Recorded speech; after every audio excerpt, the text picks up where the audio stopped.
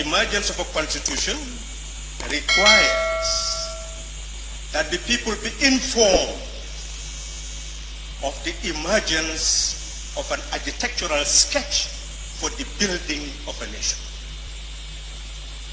A nation starts by constitution building. That did not take place in 1970. We simply inherited a constitution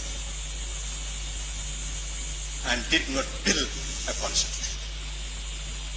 And the starting point of constitution building is for the people to be aware that they own the country. Now they are going to build a document which will guide their manner of government. That national consciousness starts the building of a nation and a people.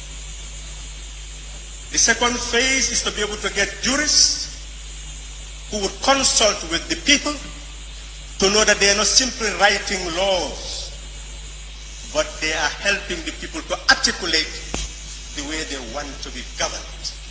So through consultation, the second phase, the people are consulted and the people become involved in the building of the Constitution. And after consultation, a draft, which is the mind of the people being expressed.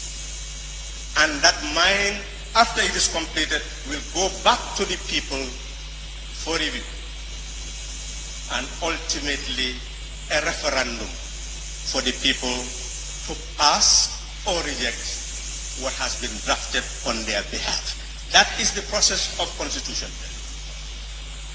Once it is approved at a referendum, the constitution then comes into force, proving that the people are the real lawmakers. We are here simply representing them.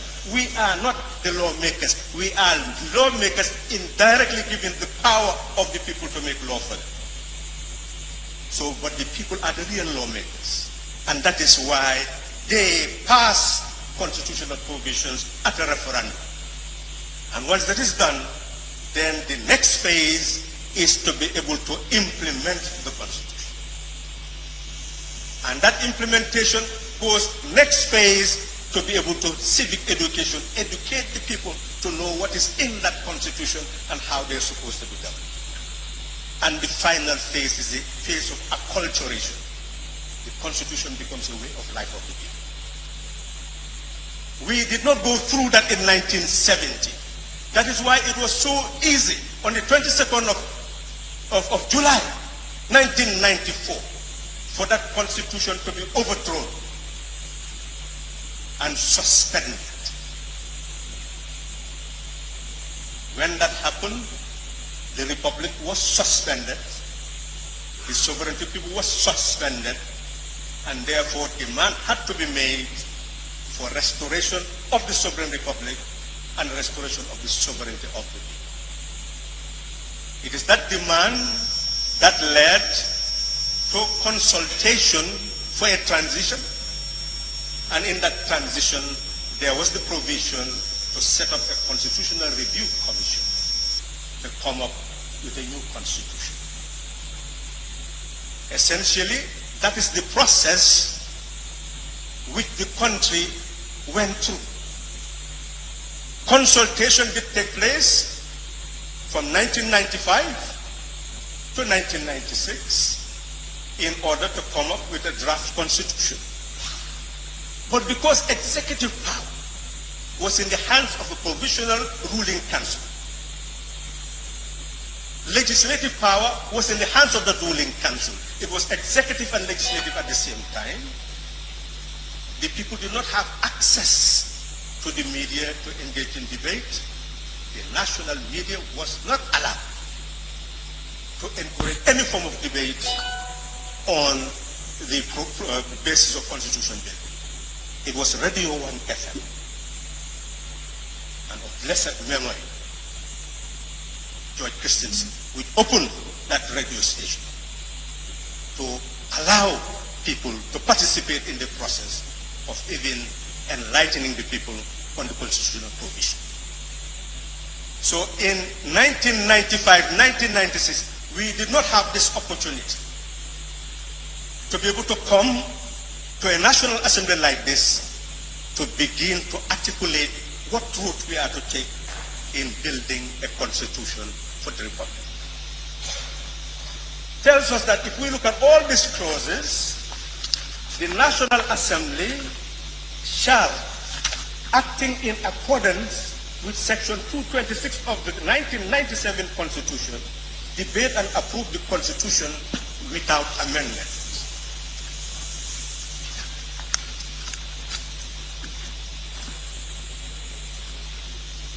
And Honorable Speaker, I went to Section 226 of the Constitution, and I hope the Honorable Minister will go to Section 226 of the Constitution.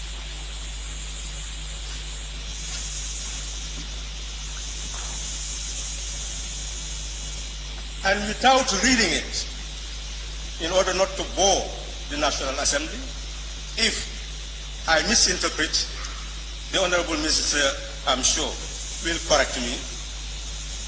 But Section 226 is talking about amendment of the Constitution. And the amendments can only be done in two ways. Amendment of the entrenched provisions and amendment of provisions that are not entrenched.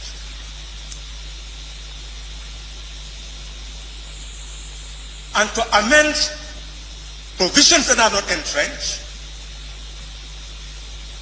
one must publish what is intended for 3 months at least, and then for not less than 10 days for the second publication, and brought to this National Assembly. And if 3/4 of our full House accepts, then that is sent to the President, and if he assents to it, published in the Gazette within 30 days, and it becomes law. The second provision deals with the entrenched clauses, that this National Assembly will first ensure that the publication takes place for 3 months, second publication in not less than 10 days, and then brought to the National Assembly. And we are not supposed to pass that bill. We are supposed just to approve, and it will be sent to the Independent Electoral Commission. And that Independent Commission, within 6 months, must submit that to a referendum before that endpoint clause to be changed. Honorable Speaker, I have not seen anywhere in Section 226 that will allow the procedure that I have seen in Clause 21, Clause 22, Clause 23, and so on and so forth. Because what has been said in Clause 21, the Commission shall, upon the completion of its work, submit a constitution and a report thereon to the President. I have not seen that in Section 226 or anything allowing such a thing. Clause 21, paragraph 2 says the Commission shall, upon the submission of the draft commission and report to the President, publish the Constitution and the report. The Constitution and the report may, to go further, paragraph 3, may, in addition to being published in the Gazette, be published in such order manner as the Commission considers fit. Clause 22 says the President shall, within 60 days, where is the authority, legal authority for that? Under Section 226. Shall within 60 days of receiving the Constitution and the report under Section 21 transmit a copy thereof to the National Assembly. The Secretary shall, after consulting with the Clerk of the National Assembly, following the action referred to in subsection 1, make a sufficient number of copies of the Constitution and the report for the purposes of the National Assembly. The National Assembly shall, acting in accordance with Section 226 of the Nigerian debate, and approve the Constitution without amendment. And Clause 23 is saying, upon the enactment of the National Assembly of the bill, approving the Constitution, the Speaker shall, following the assent of the President, immediately transmit a copy of the Constitution to the Independent Electoral Commission.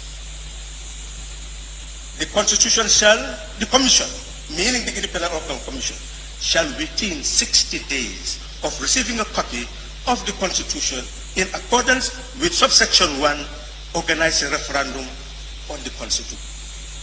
Yes, we can be dissatisfied with the Constitution.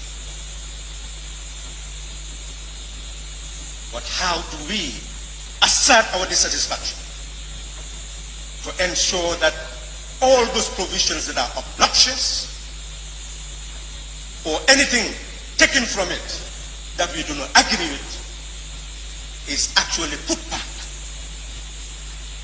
or removed from the Constitution? Is there a legal foundation for us to be able to do that? Yes. Section 226. We can amend the entrenched provisions. We can also amend the provisions that are not entrenched. In fact, we can do it faster. Honorable Speaker, what we simply need is a Constitutional Review Commission. We can look at all the provisions that are not entrenched. We debate about it. And they bring it before this House within 3 months, 10 days. We can make it law.